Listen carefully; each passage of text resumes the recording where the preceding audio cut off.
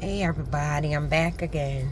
I don't know what I want to talk about. I kind of want to talk about something, but it ain't the basis for me coming on. I'm just coming on to say good morning, friends. But yesterday, this journey is something. It ain't a straight path. It ain't straight and narrow path. No. This path, you got some winding, some backflips, it's a lot of work. And I put in this path that I ain't chose, it chose me. That contract that I had before I was born. That thing. It's been hard work. Even these past 6 months. Shoot, if I'm going to be honest, this month of January was something else. Way over accelerated in me. And looking back at my life, making changes, doing what it's just a whole bunch. If you've been in light, then you pretty much know exactly what I'm going through. It's when you haven't been in that light, you don't really understand what I'm talking about. It's, for me, I'm wondering now. Because I look at myself, like my friend at my nursing job, his brother-in-law, he just told me about him 2 days ago, right? I ain't even asked him when it happened because I was so wrapped up in there is somebody out there that's tangible, like me. I don't have to read about a person no more, having experienced something and me living through their life, because it's hard for me to get people to hear my story. And I don't know if it's hard for people to hear my story and help me. I'm wanting to think it's not the latter, because we've had enough of that. I'm trying to correct this latter part. So I am prayerful that it's not the latter part, because we've got to wake up from that bad conditioning. But because of my past, it does have me thinking a little bit. Maybe it's because I'm a black person that people ain't really hearing me. That's what I'm reserved to think a little bit. Because my friend's brother-in-law, whenever that thing happened to him and he was in that light, he is now a motivational speaker and people hear him. And yes, he's a white man, but my struggle is too hard. Like, yes, I am a motivational speaker. I always want to be on my life, but I'm way, way, way more than that. Emilio Torres was my neighbor, and I'm trying to reach out to him on YouTube. I forgot his email address, tried several times, but he was working on doing an interview for me for my book, Cheat Code to Healing Childhood and Adulthood Trauma. So he was nice enough to want to help me, but he's mad busy, and I get that. But here's the thing. My life is a story to be told, to put into production. My life is a documentary. I'm a whole autobiography. I'm not average. I need the world to meet me, because I have tons of healing to do on site. I was so frustrated last night, I started to cry a little bit. I did. I cried because I was a little confused. I'm confused. I don't have a mentor to talk to me about this light and timing and in the light. Like, I've been a nurse all my life. Now I'm a guru at humanitarianism, healing emotional trauma. The stuff that happened to me that I lived through, I'm a guru at healing it now. Like for my friend, his brother-in-law, for what he lived at when he went into his light, he came out a guru at it. Spike Lee. If I met Spike Lee, he would be overly interested in me because his term is what I took, 40 acres and a mule. Because I'm telling you, I'm standing on my 10 toes. I am every one of our 40 acres and a mule. But I'm nobody. I got too many strikes against me. First of all, I'm not a public speaker. I'm black and I'm a woman. If I gotta be true, I'm gonna sit in it because it's gotta make sense for me. How is it easier for other people to be noticed? I'm true, authentically so. But in timing, sorry, a lady gave me a chocolate cookie at the store this morning when I get to get my coffee. But in universal timing, right? I'm all for it. But my problem is, I love my nursing job. I love the people I work with, but it's no longer me. That used to be me before the significant change had taken over me. Now, going to a nursing job feels just like a job. It feels so overly labor intense.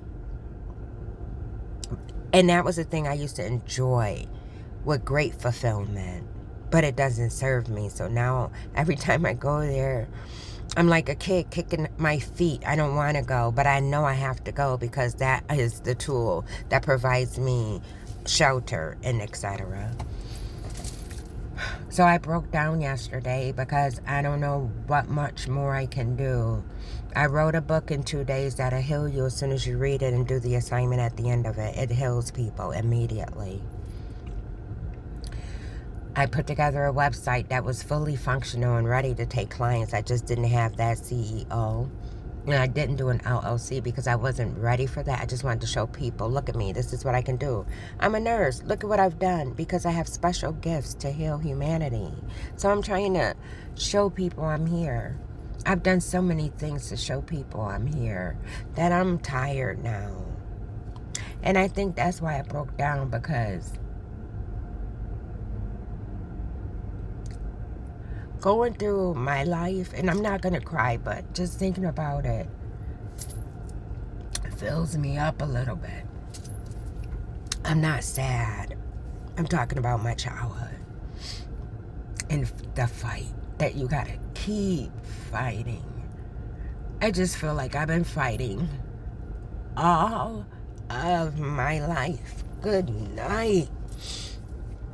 Oh, I'm going to hold him back. I'm just a little emotional because I'm trying to figure this out on my own.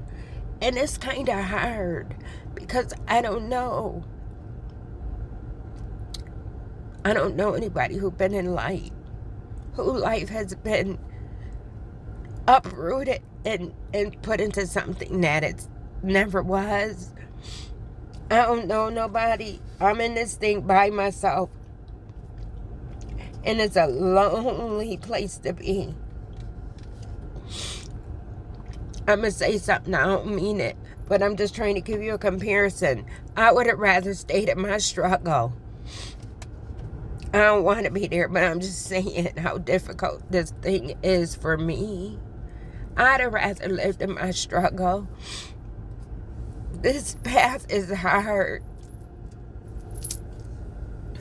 I don't think people really believed me. What else must I do to tell you I am here to heal humanity?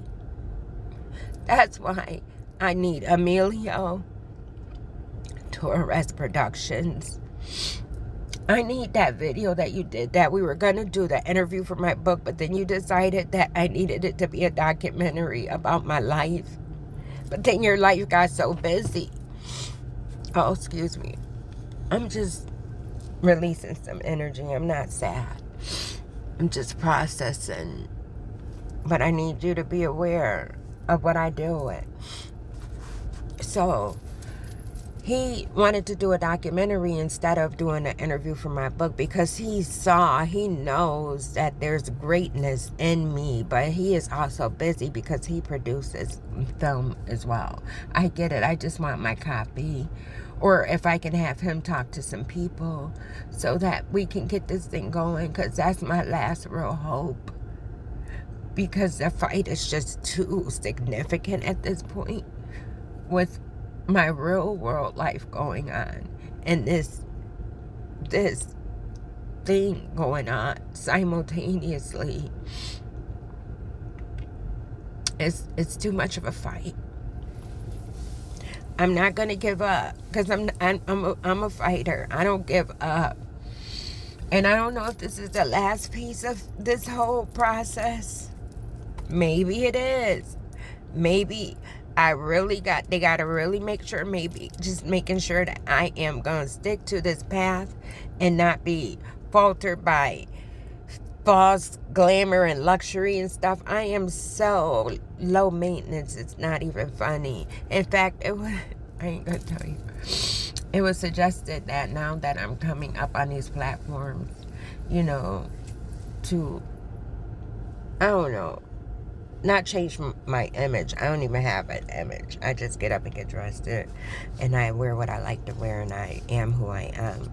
I don't change who I am for anybody. Like makeup, my face don't like it. It's unnatural. My face don't like it. I don't like it on my face. It don't look right. It ain't who I am when I wake up in the morning. I want to see who I am so I can love who I am, not a thing that makeup made me look like. That ain't me. I don't like makeup too much anymore. What was I gonna say? Oh yeah, so I need Emilio to get in touch with me, please, sir, when you get time. I need your, when I talked to Emilio last year, and I said sometime in my future I may be calling on you because I may need you. I think I'm calling on you now because I need you. I need that piece of film that you did for me. And I also need to talk to you really quick, and it has nothing to do with doing anything for me.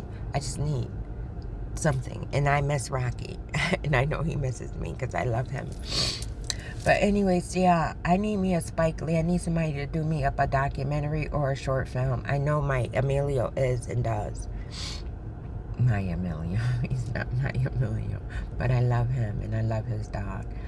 But a Spike Lee, somebody like Spike Lee, I think he would be so enamored to know that I exist. He exudes everything that I am. Like, we're for our black people, to lift them up. I done been in white light. I am like a black unicorn. I'm so magical. My words are always marked. If I say it, it's already done. When I touch you, I heal you on sight. Now, I've written 2 books. One book I self-published in 2 days. One book I wrote in 1 day. And this one I'm doing now. This one is a real one. This one is a best-selling book nationwide, probably around the earth. It's going to be a best-selling book. Everybody, everywhere going to be reading this book. I'm just tired of nursing now, and I'm ready to be rescued because I fought such an amazing fight. I've been such a diligent warrior in this whole process. I ain't gave up. I always kept my head up with positive attitude. In fact, you know what, yesterday? I was coming into my job, and it was a lady, a black chick, and I ain't know her, but I'm all about saying hi to people, and if they look, I'll just tell you, you look so nice today, or I love your hair. Excuse me, when you cry a little, your nose running, I don't have a tissue, but, you know, so I saw her, and she had this little blonde little haircut, almost like a salt and pepper kind of thing, but more, you know, modern. And I said, oh, your hair is so pretty. Sorry, guys. That's what happens when you cry a little. And so, I said, oh, your hair is so pretty. And she said, oh, thank you. And she said to me, and I ain't know her, she said to me, she said, are you working with me tonight? I said, no, baby, I'm on another unit. She said, oh, because I love working with you. And just kept saying these beautiful things about me. And I felt kind of bad because I ain't remembered her. I didn't know her. I treat everybody with compassion, care, and love. That's what we're supposed to do. But then she, I was telling her, now I'm at the point where I need character references now because people gonna want to know what people think about me. So I was like, you know, can you do me a favor? Would you mind writing me out a letter of character reference for me? Like, I got character references, and in fact, I throw them away. I don't think I did.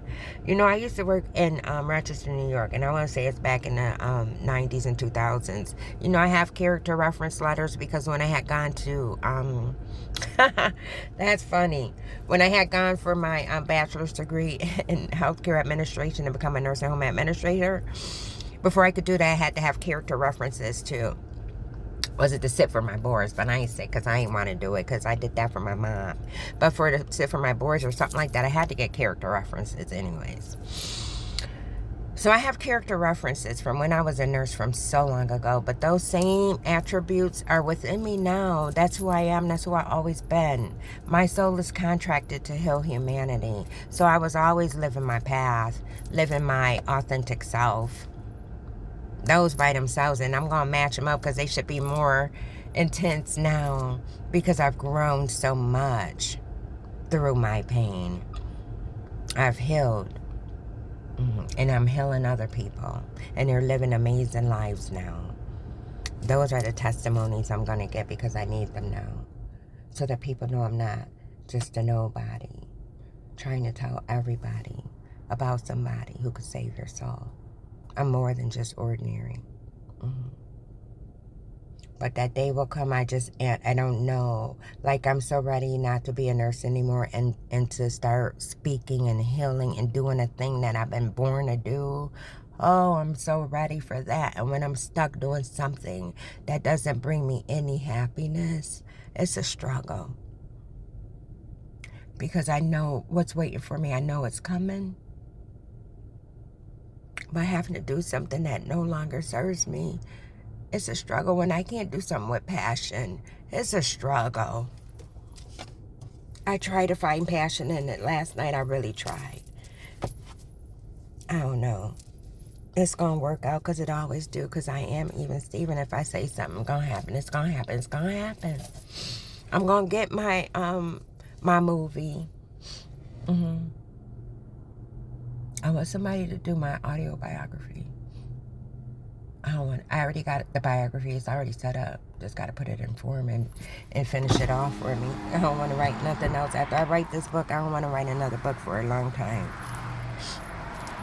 This book is amazing, though. I'm loving it. I'm loving it, and I'm taking my time with it.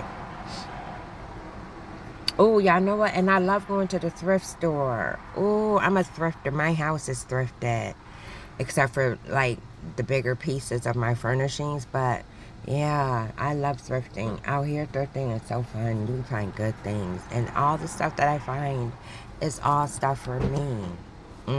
My taste, what I like. My African-inspired things. Because I am African. I got the papers. I had my brother do a DNA test for us. Because I needed to know, who was I? Why am I this way? And this was before I even started thinking about my white light. I don't think I thought about my white light probably until I got out here. I want to say, I ain't think about it. I thought about it when I got out here because things started happening to me magically. So I have powers that I was supposed to have, and I was questioning everything. Like, why? Because I'm always questioning why. I ain't gonna ever do something and not know why. So I wanted to know why, these powers, why I could do these things. And I had to go back in my life because it made me go back too. And automatically came that church and that white light. I said, that's what it is. It's gotta be. Ain't no other reason for it, because when I came out here to Arizona, I came out here to retire as a nurse. I ain't had no agenda. Nothing was on my books. And in 6 months, I done developed the whole thing. And it's just a lot. And people like us in light, we are so magical that it's gifted in us. It's downloaded. All this stuff is downloaded in us. We don't have to read a book. That light does it for us. It comes and gets us. That's what that light is. But I'm so glad now I know I wasn't going crazy, and I have somebody that I can use as a mentor and a guide. In fact, I think I'm going to reach out to him. I already told my nurse friend to let his brother-in-law know that he found somebody just like him, but she needs some help and some guidance through hers. But again, I just hope it's not because I'm black and I'm a woman and I'm not a public figure. I would rather it be the latter part because I'm not a public figure. I don't want it to be because I'm black and I'm a woman that people just ain't paying me attention and hearing me. Because that would be a tragedy for yourself, not for me. Life is amazing when you heal your trauma. You think your life is good now. You wrestle still. You got money, but you're still wrestling with yourself. You ain't the happiest of happy. You ain't the definition of love, so you got trauma. We all got trauma. Even those who start wars and stuff, it's all trauma because when you love, you don't hurt. A person who loves themselves and loves people, places, and things, they would never hurt anything. Don't even know what negative emotion really is no more. We don't know that. It's been taken away from us. Again, when you're deactivated, right? Reprogrammed and reactivated, I'm gonna tell you what. I don't fit in one box. I fit in all boxes. I've been said I was a chameleon. Maybe that's what I meant, because I fit in where I get in. I fit in all boxes. I tick every box when it comes to humanity. I tick them all. And I ain't had to go to school. I was chosen. But I guess I just had to process last night because I really broke down. Really broke down.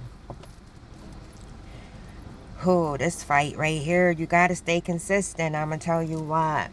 And I've been working on that. Because I used to, I remember one time I had a temper tantrum. And yes, this is universal connection I have. Because I was tired of doing something and wasn't getting the results I wanted. And I wanted to quit this journey. I would have had just rather had stayed a nurse. But no. I don't want to live like that, so no, I pulled up my bootstraps, or whatever that means. I don't know what it means. I got to look it up. And that's another thing. I don't like saying things that I don't know anymore. What does that mean, pulling yourself up by the bootstrap? That sounds like some slave stuff to me, but I'm going to check it out. But anyways, I had to pull myself up and keep marching that march. Keep fighting for that fight. And I did for 6 months, like full-time job, and I'm tired now. I need a vacation from it all, but I can't stop this. So there's that piece anyways.